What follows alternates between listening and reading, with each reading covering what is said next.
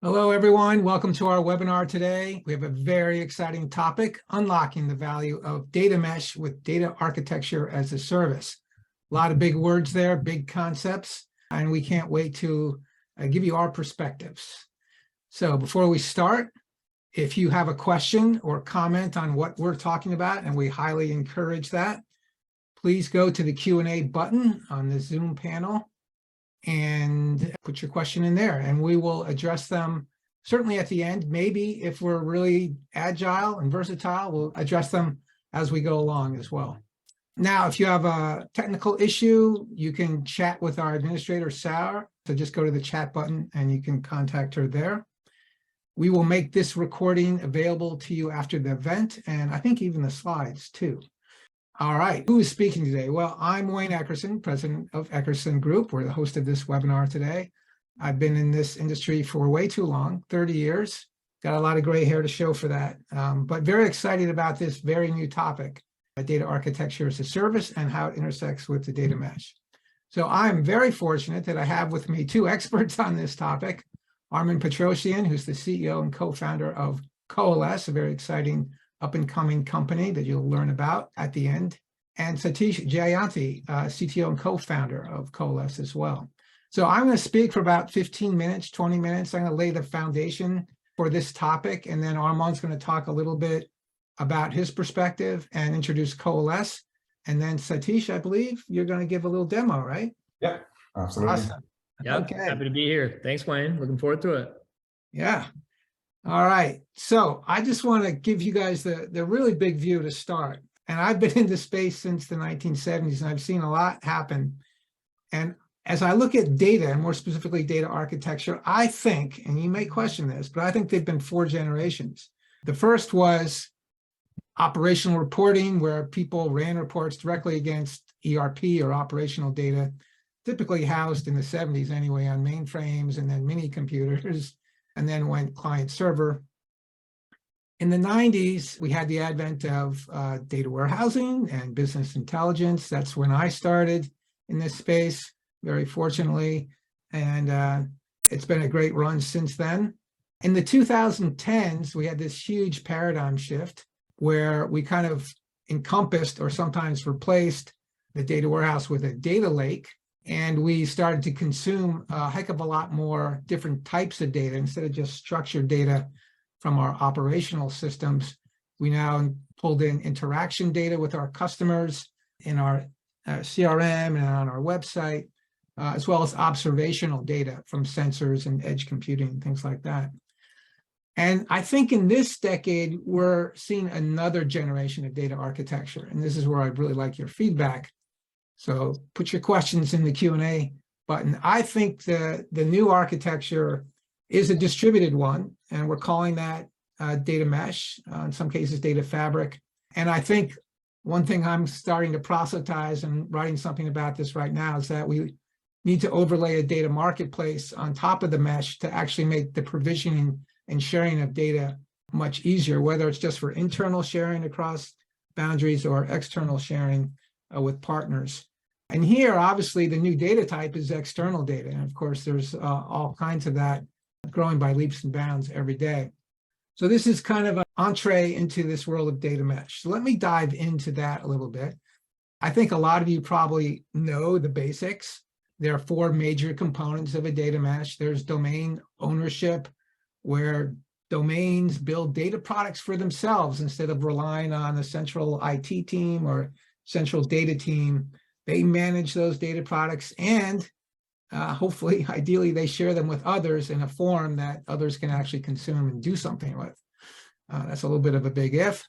Secondly, what they're building are data products. And this notion of a product is a little bit controversial, came out of the software engineering space, but it makes sense to a lot of people that we want to package up data assets as a product that can be consumed, ideally across organizational boundaries, whether internal or external, as we just discussed with the data marketplace. The third major component is a self-service platform. This is really important. The platform, if you're going to allow these data domains in the business to build their own data products, ideally they're working all on the same platform, something to kind of coordinate their efforts. And this platform has to abstract away all the complexities of the infrastructure and the databases and the code required to build data-driven solutions.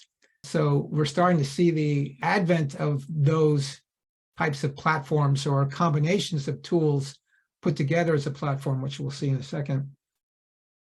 And finally, the last one, last but not least, last but most important, last but usually forgotten in the rush to get out and deliver data products, is governance. Because if you don't have strong enterprise governance, your data domains become data silos, and no one wants that, right? The governance is really hard. It is the glue that holds the mesh together.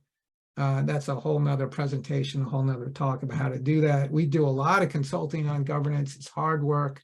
It's all process oriented, it's people oriented, it's organizational oriented, it's change management oriented. But if you don't have it, you're dead in the water.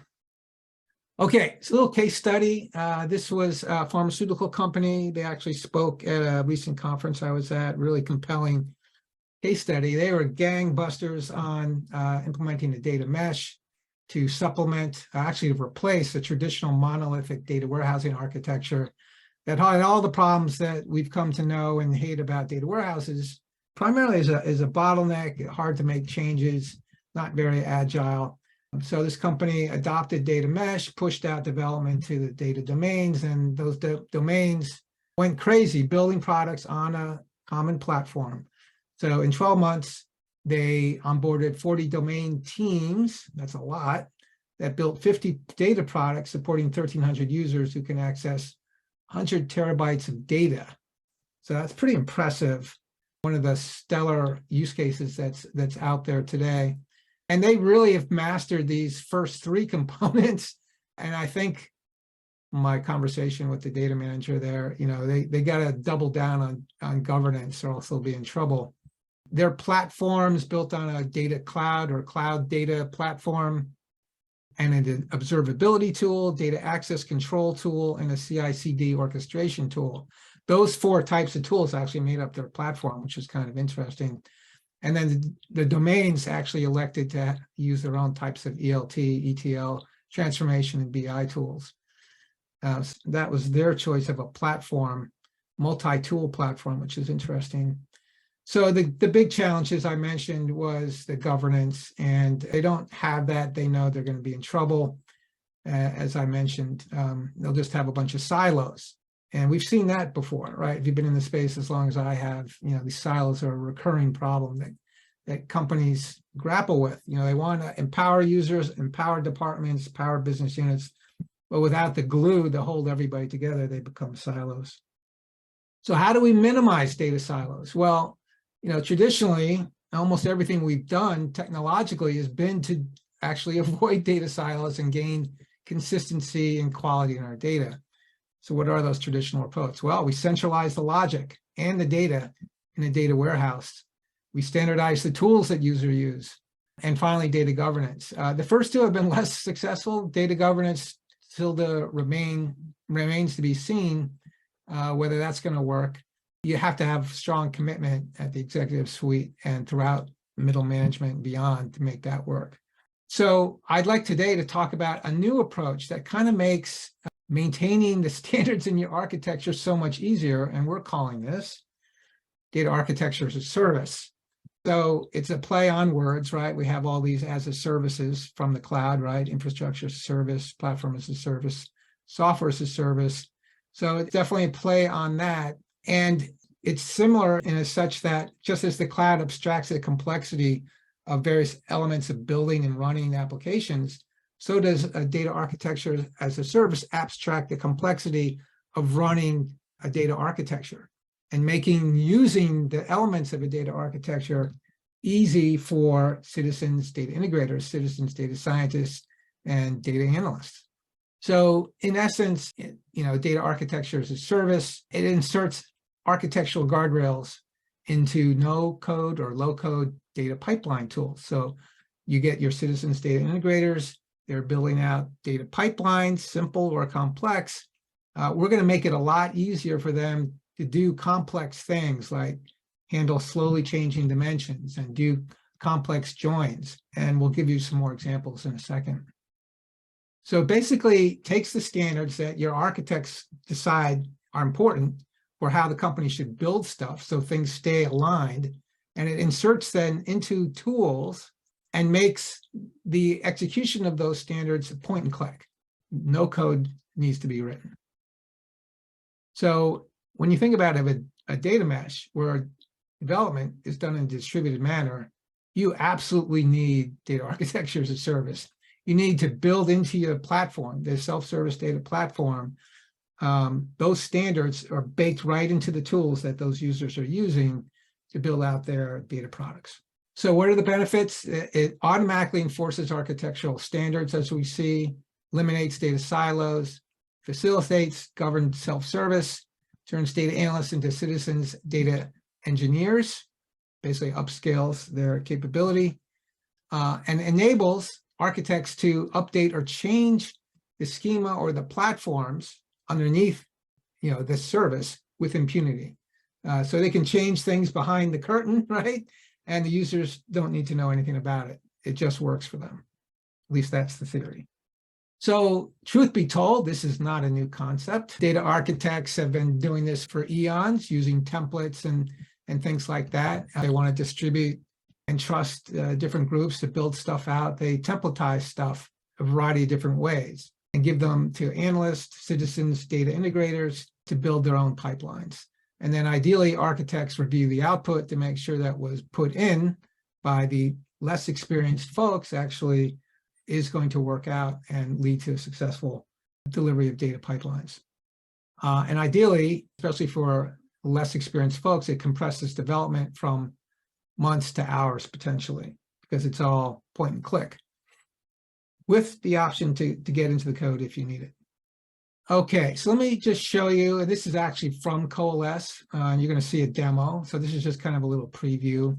And here we're building out a graph, right? An acyclic graph in the middle. And this developer has pulled some source files into the graph in which to start building a pipeline.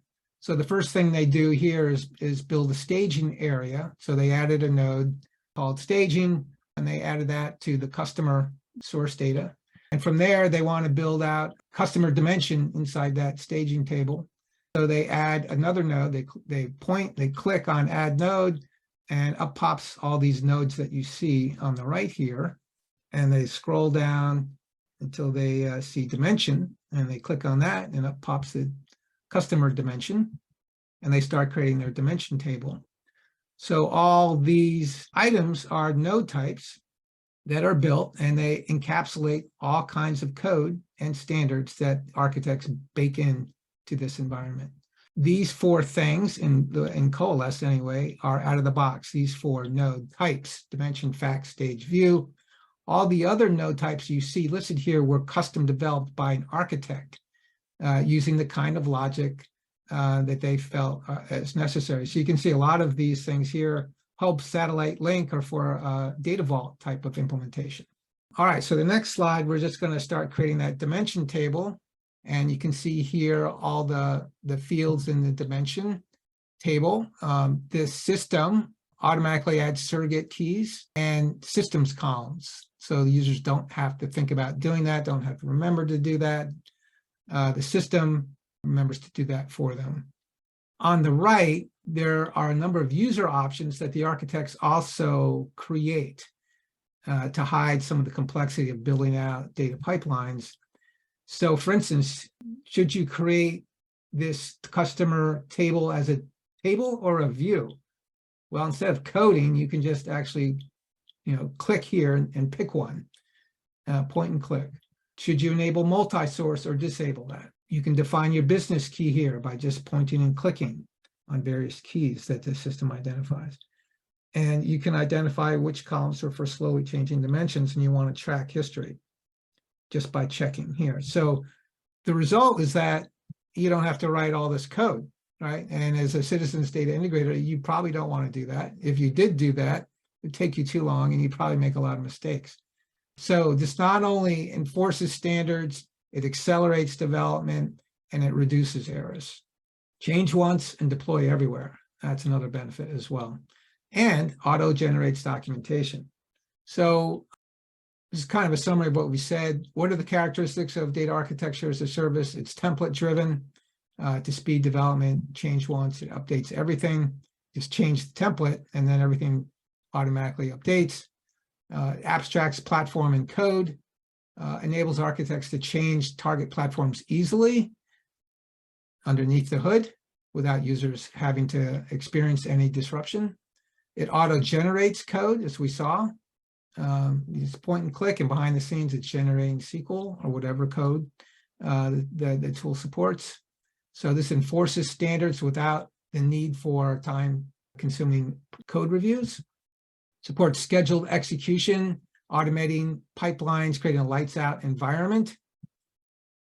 Provides flexible coding to facilitate self-service or non-coding, if you will. Data lineage, when you're creating these graphs, it captures that lineage so you can perform impact analysis. Auto-generates documentation, so it makes it very quick to onboard new staff. You're not burying your logic and your flows into code that is really hard to discern. So in summary, data architecture as a service is a new concept, but really in many ways, it's new wine in old wine skins, right? The notion has been around for a long time, but the difference is that we're now starting to see products like Coalesce kind of bake this into their DNA, and that's pretty exciting. So again, just in summary, it facilitates a data mesh because if you are not able to kind of abstract your architecture and embed it into your self-service data platform, it makes the data mesh so much harder, or I should probably say, it makes it much more likely that your data mesh will turn into data mush, because all you'll have is a bunch of data silos. It also enables governed self-service, enables people who don't have strong coding skills or really the time or inclination to code all these pipelines, enables them to build, fairly sophisticated data pipelines to support their own needs in the domains. Hence, it speeds data delivery. It also gives architects more control without being overbearing, right? So now they're no longer the place you have to go to get everything done. Now they take their knowledge and their standards and bake them into the tools, the self-service tools that business users use. So the final upshot is that it minimizes the big challenge to data meshes, which is trying to avoid and prevent the creation of data silos. So with that, I'm going to turn it over to Armand to tell you a little bit about Coalesce. Awesome. Thanks, Wayne. Let me share my screen real quick. Perfect. Okay, as you can see, Coalesce, the only data transformation tool built for scale. A lot of that relates to exactly what Wayne's talking about around data architecture as a service, data mesh. Really, these are typically methodologies or approaches that become more and more important when you're dealing with a large scale implementation. And you'll see a centralized IT team, that's the more traditional data warehouse org, build out an architecture that's then referenced by the lines of business, finance, marketing, you name it, and the citizen data engineers there. And so we're going to talk about this tied into the demo. But first things first, I think the most important piece is really just starting with the main problem as to why Coalesce exists on top of being able to unlock a data mesh and data architecture as a service. So one thing that we notice as the analytics industry has evolved is you've seen automation impact pretty much every sector of analytics. A lot of it is what has actually unlocked the possibility of a data mesh or data architecture as a service to become a reality. So you've seen Snowflake emerge and provide access to users that can now get closer to data that was, I wouldn't say impossible, but really difficult in the past because it's cloud service, it's infinitely scalable. Anybody could spin up Snowflake and access it. Similar things have happened on the peripheral sides of the database platform. So we've seen companies like Fivetran automate the data ingestion processes. So making it brain-numbingly easy to get access to data from any type of source you'd wish. And we saw this a bit earlier as well, but the business intelligence tools definitely grew at a level of maturity that was outpacing some of the other parts of the stack. So things like Tableau or other tools that were focused on being easy to use, self-service, and really targeted at making some of the more complex things of the past really simple. And so it really leaves one sector in the analytics workflow that organizations spend the vast majority of their time and resources on, which is what we call transformations. This is the point from whence the data is landed in its raw format into your cloud platform and trying to get it to the point where it's then consumable by those business intelligence tools. This is where most organizations spend their time and resources trying to be data-driven. This is why projects, data warehouse projects, or data projects in general take 6 months, a year, or multi-years, especially if you think about large-scale migrations. And this is especially prominent with data mesh architectures and approaches.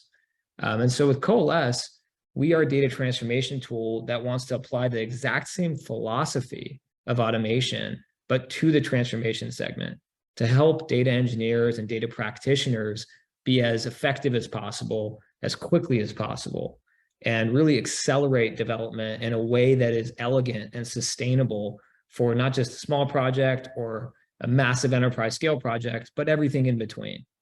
And I'll tie this into how this is relevant to data architecture as a service and data mesh by sharing kind of the status quo before we existed, which is this continuum. Basically, one of the reasons Satish and I are so passionate about our mission at Coalesce is because we found, working with some of the largest organizations and some of the most complex data warehouses, that organizations, if you take Coalesce out of the picture, are really forced down one extreme end of this continuum. You've got your GUI-based tools of the past that were proposing some level of efficiency, some level of ease of use to help data practitioners build things quickly. But unfortunately, those tools oftentimes lack the ability to be flexible, and it almost forced the users to have to write code in order to support their use cases, which made it hard to manage. It made it slower. There was no documentation or data lineage associated with what was being written. And it really just didn't scale well to the more complex use cases of large businesses. And so you saw this frustration be created where the pendulum swung to the all the way other extreme end of this continuum, where you see organizations starting to try to approach large-scale implementations with a code-first approach. And the thinking there was, hey, sure, this isn't very efficient, but at least we know we have the flexibility we need to support the use case. This is going to require a much more skilled data practitioner. It's also going to be a bit more difficult to manage all these lines of code as things grow. It's going to make it difficult to standardize amongst that. And most importantly, as far as it relates to data mesh, make it incredibly difficult to scale throughout an organization where you have a less technical person on the business side in that finance department or in that marketing department that has to then be subjected to learning or upskilling a massive amount of understanding of not just coding, whether that's SQL or some other language, but also data architecture in general. And either of these options we've seen just have massive drawbacks when it comes to large scale migrations, which again would relate to data mesh, data architecture as a service, since these are typically large scale implementations that are cross-departmental, trying to reference that centralized IT team's data and their pipelines and build off of it, since those citizen data engineers in those departments are the ones that actually understand the business rules and what's being demanded for them to drive insight. So all that's to say, with Coalesce, we wanted to provide our users all the efficiency, all the intuitive aspects, all the simplification of an interface that's GUI driven, but give them the flexibility to do anything that's possible on their database platform, in this case with Snowflake. So full flexibility, let the data architects build the most complex things they need to support their use cases, but compartmentalize it in a way that they can then provide those business users the same technology but in a stripped down format to do just what they need to, since they don't need to be building all types of crazy things, given their use cases are less complex compared to the centralized IT team. And we'll see this in the demo here shortly. Now, how we actually do this all boils down to one very key and granular aspect of our product architecture. It's what we call a column-aware architecture. This is unique to us. And basically what it means is that Coalesce is the only product that was built from the ground up to leverage column level metadata. And you're going to see this in the demo as you see the configurations on the right-hand side. And as you interact with the data, it's very column centric. You can do so many different things when you're dealing with tables, but most importantly, when you're dealing with transformations, a lot of it is column driven. And so by taking this approach, it's what allows us to unlock our interface that provides users with something that's intuitive and simple to use.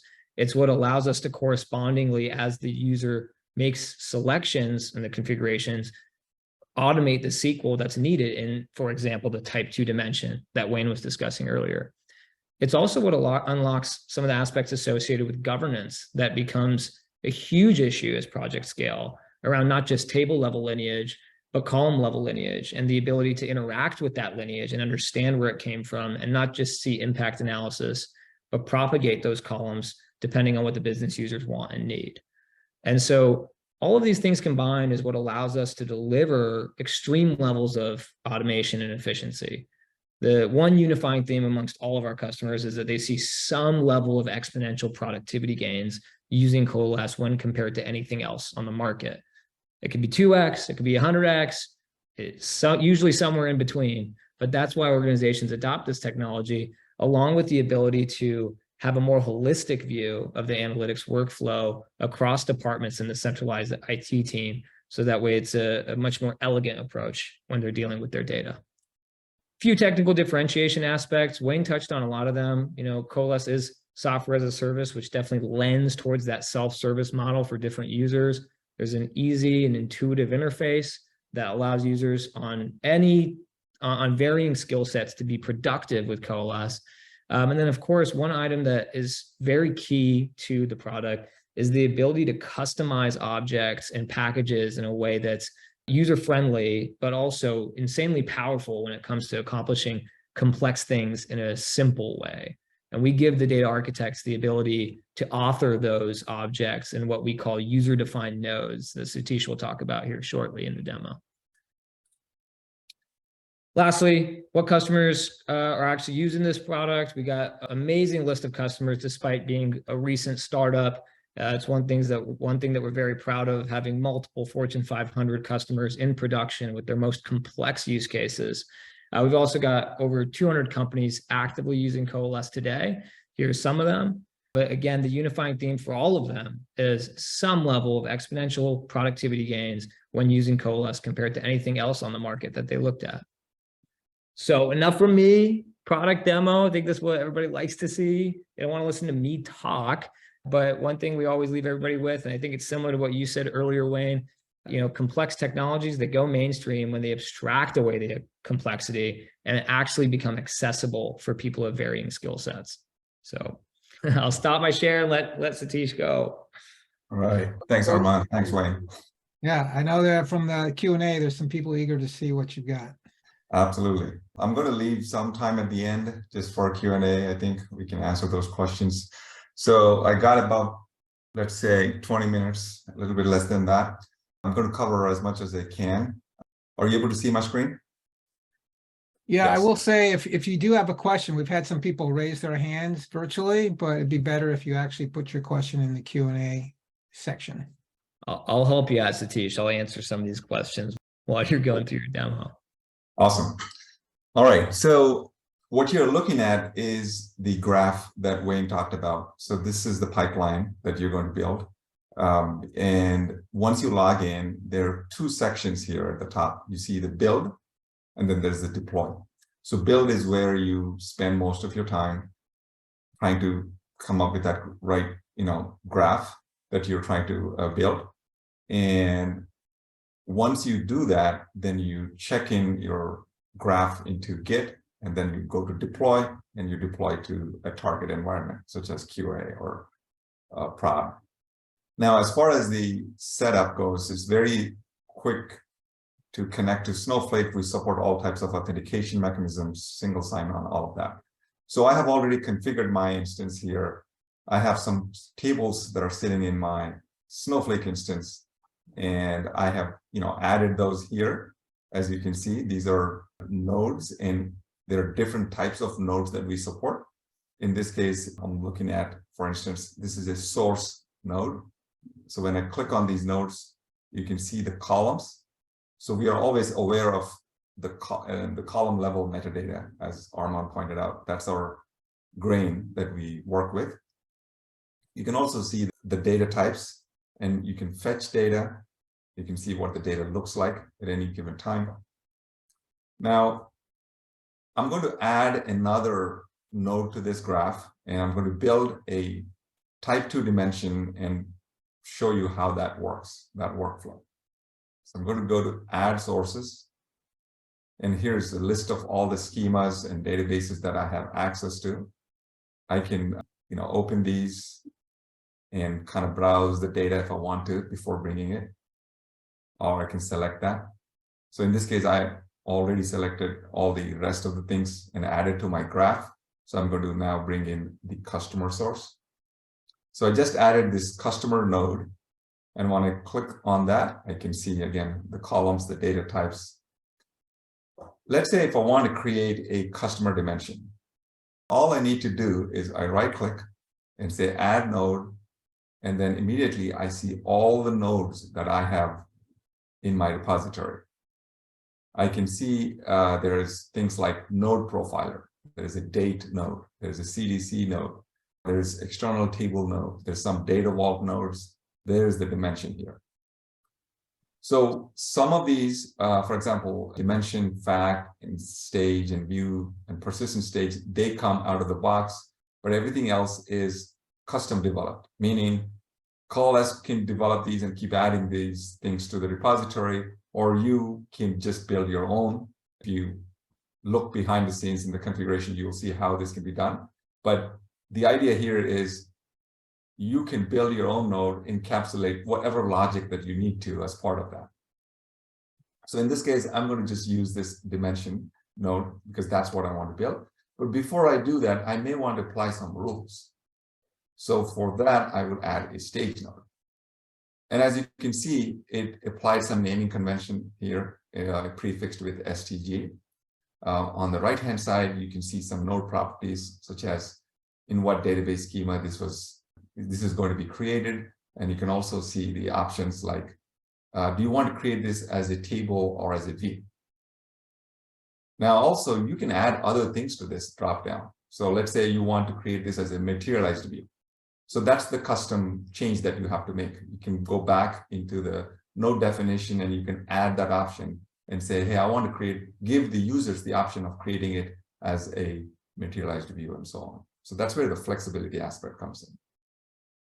I can also enable tests. By default, data gets truncated because this is a stage table. And the other things to note here are the create and the run button. The create button is the DDL command. That's what it generates. There are templates behind the scenes of these actions. So if I click on create, it's going to generate that create statement. It's going to run this on Snowflake, and you can always see what it's doing. That's the create statement that I generated. Now, if I run it, it's going to populate that table. It's going to generate that insert statement. So now the data is populated, and you can always go back and see what it did. As you can see, it did 3 things here, 3 steps. The first one is the truncate, because our truncate is turned on. And then it generated this insert statement. And then finally, it has a select statement at the end to pull the sample data. Now, if I want to apply any rules, I can always use the Snowflake functions that are available to apply those rules. For instance, I have this C name, and I want to change this into an uppercase. A very simple transformation rule, but you get the idea. I can put in any rule here, any function that's valid on Snowflake. So I can go and say CNAME. And if I run it now, I'll get that uppercase value. There you go. So if I want to do the same action on multiple columns, I can do something like, bulk update. I can right click and say bulk edit and go, for example, in this case, I'm going to just apply a transformation rule on all these columns. Same rule, but this time on all columns at once. I can also use this, what we call tokens as shortcuts. And you can see this is what it's going to do. This is the old value. This is the new value. And I'm going to update. And now I have the transformation rule applied on all 3 columns. And I can rerun to see the values. I can also add a new column if I want, or I can take an existing column and duplicate. So let's take this column, account balance, and duplicate that column. Let's call this customer rating. And I'm going to apply a rule here saying when customers balance, account balance is greater than a certain amount, then we'll call that a gold customer, else a silver customer. So this is a rule that we want to apply. And since this is a label, we want to change this data type to varchar. And that's a new column. So I'm going to go ahead and create this table and run it. You can see that new column that got added, and the other things have been changed to uppercase and so on. So you can always, again, as I said, you can always look at what it's doing. You can look at the insert statement. You can see that it applied all of those rules that we just added. Now that I have prepared my data, I can go ahead and create that dimension. So same thing, right click, add node, go to dimension. Now dimension is a different type of node.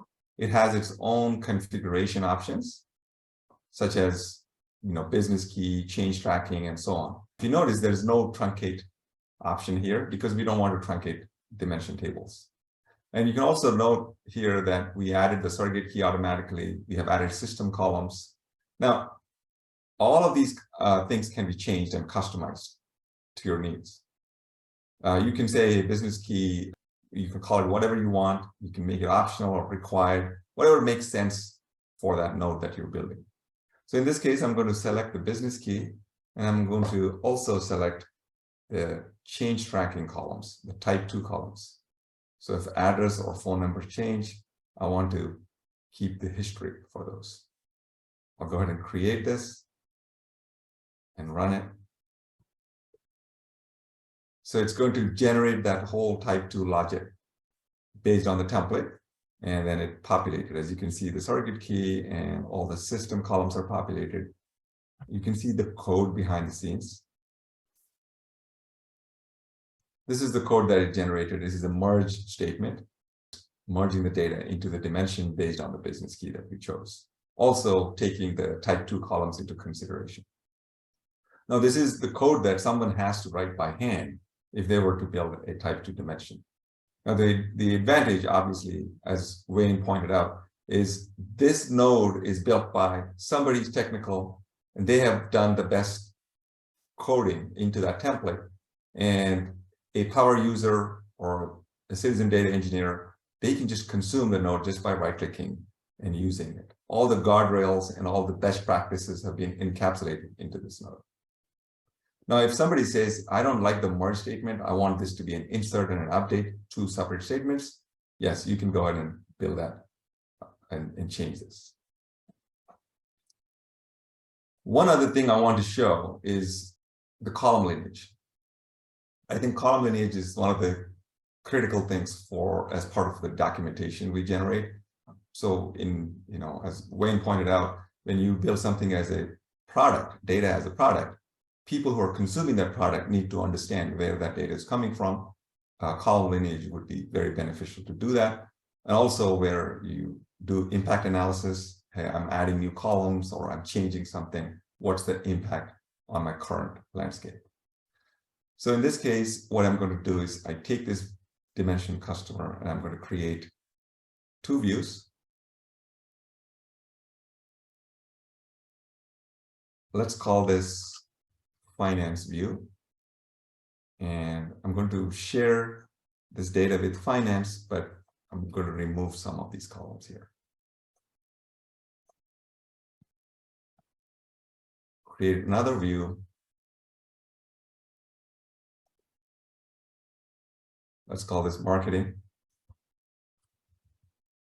And I'll leave all the columns in this view. I can always, we create this one at a time, like right click and create this node, or I can create them all at once from here. Now, let's say we put this pipeline into production, and at some point, if somebody from finance is saying, hey, I need another column. I need the nation column, especially the nation name. I want to know where the customer is from. So the nation column is in our nation table. That's the source system. As you can see, you can fetch the data. You can see it has the nation names.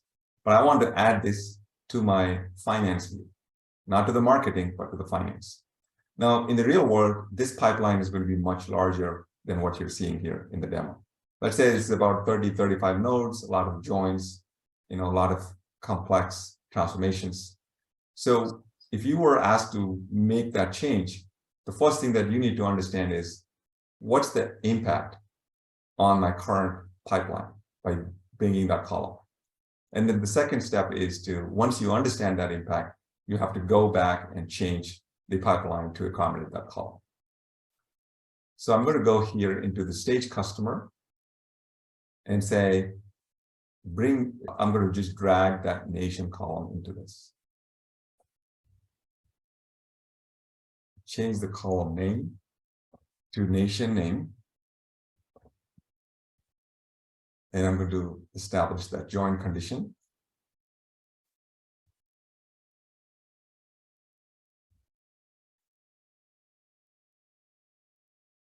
I have to specify how these two tables join. So it's the nation key. And as you can see, you can use the autocomplete option here in IntelliSense to figure out what columns are available on these tables. So now that I have done that, I'm going to go ahead and right click here and say, show me column lineage. Since Coalesce is aware of the metadata at the column level, we can generate this diagram that's basically showing you how all these columns are all connected. For instance, you can see the nation name is coming from a field called n_name from the nation table. But there's no lines going out of this because we haven't mapped it to anything else. But if you click on something like address, you can see the address is in both the views. It's going through DIM customer. If you look at customer rating, you can see that it's only in the marketing, but it's not in the finance view. And you can also see the rule that was applied, the transformation rule, by just hovering over on those columns. So this lets me understand the impact immediately. I can see how I'm going to change this. And once that's done, my next step is to say, take this nation name, add it to the finance view. I'm going to go ahead here and say propagate this. And once I go into this mode, I have the ability to choose where I want to propagate this to. And I can preview this. And then everything looks good. You can see how things are going to be wired here. And I'm going to go ahead and apply and confirm. And now it has applied that change throughout. And once that's done, I can go ahead and create all. Just create all objects.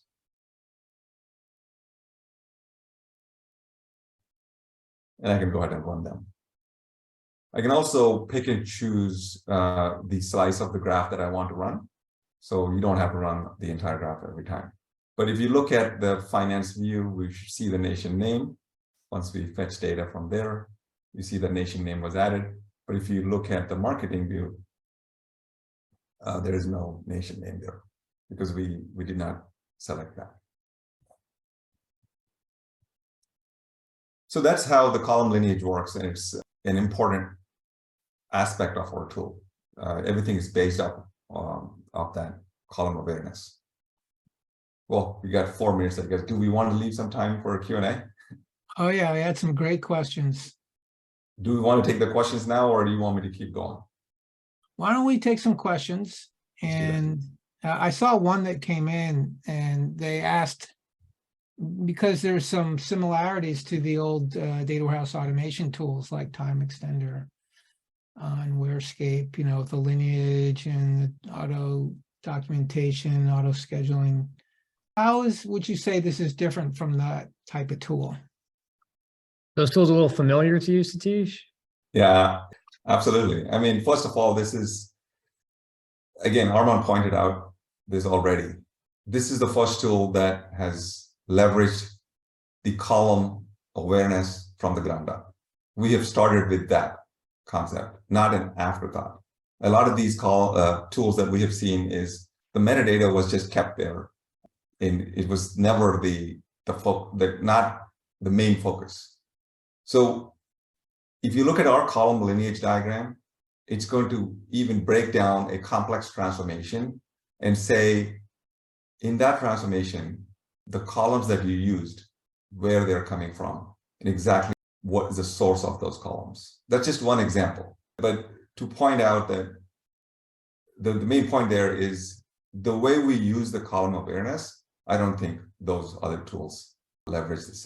Would you consider your tool kind of the same ilk in that it's automating the creation? Conceptually, yes. Yeah, concept is similar, right? I mean, the idea is leverage your target platform because you have already invested, do ELT, do, you know, kind of templates as the basis. But if you kind of peel one or a couple of layers and go deeper, it looks like much different than what the other tools are. And by the way, we are very familiar with those other tools. I feel like a couple easy ones too would just be related to the DevOps experience and having a tight integration with Git, for example. Software as a service, of course, being a cloud-first technology that was born in the cloud, built for the cloud. And then along with the more complex features in authoring some of these database objects that we call user-defined nodes in a way that's really simplified, but insanely powerful, and really taking that extensibility to a whole nother level where it allows for varying degrees of data practitioners to be extremely productive. Whereas I've seen with other technologies that have that flexibility and have that scalability, lack the user friendliness to be adopted by the less technical users, your savvy data analyst or power user in the finance department. And so Coalesce really aims to simplify a lot of those aspects and service those users in a way that's still scalable and can be holistic throughout the enterprise and the organization. You guys, now dawns on me, you guys used to work at one of those data warehouse automation. Took you long enough, Wayne. I haven't talked in a while, but you're right. Yeah, the one down under, I think. Yeah. Let's just say we wouldn't be here if we didn't see some problems that needed to be solved. That's a good point. That's one thing we're super passionate about, and I think it's very aligned with this main topic here around data mesh and data architecture as a service. People sometimes forget about the importance of simplicity and ease of use and accessibility when you're a really smart technical user and you've got other people in your business who aren't as focused on that part of the business. You need a technology that allows them to be productive as well, but still be under the same hood, still be under the same roof of technology. So you still have that holistic view of the metadata across the entire organization, across the departments, across the enterprise. And so that is one of the biggest genesis of Coalesce in a nutshell. So another question from actually an old friend, John Deutsch. How does a present data warehouse deployment and architecture transition to data mesh? Are new skill sets or organizational changes required? Yeah, that's the $1 million question, I think, John. I know from that case study I presented today on the pharmaceutical company, traditional data warehousing organization, experiencing all the bottlenecks and delays that were frustrating to them and to their customers. And they decided to unleash the data domains. They first had to create those data domains. I'm still a little fuzzy about what that really means, but I kind of view it as, you know, places of high demand that require and probably have already promulgated their own resources to build stuff, support their own needs. And, you know, the keys are what I presented at the outset. You need to create those domains. You need to come up with a self-service platform. You know, a tool like Coalesce would be probably one of them you might want to consider, but there might be multiple tools in that platform, and probably provide some instruction on how to build on this platform, provide some oversight to support those data domains from the central site, and then obviously lots and lots of governance. So, you know, so a lot of it, I said at the outset, is organizational, it's change management, it's process oriented, but there is some technology components in there as well. I don't know if you guys want to add to that. I agree. It's the $1 million question. And we are a part of that stack, part of that process. I think as far as organizational changes go, this is just happening in real time. We're seeing the departmental users want to skill up and want to be closer to the data and be more hands-on. And our vision and our expectation in the market is that that's only going to continue. And having something that allows those users to, a product that allows those users to be productive, but also supporting those more complex, sophisticated users at the same time is what's going to be key to unlocking that. Just to add one more thing. So the process is the key, right? I mean, the organizational process is very, very important. That's the challenging part of this.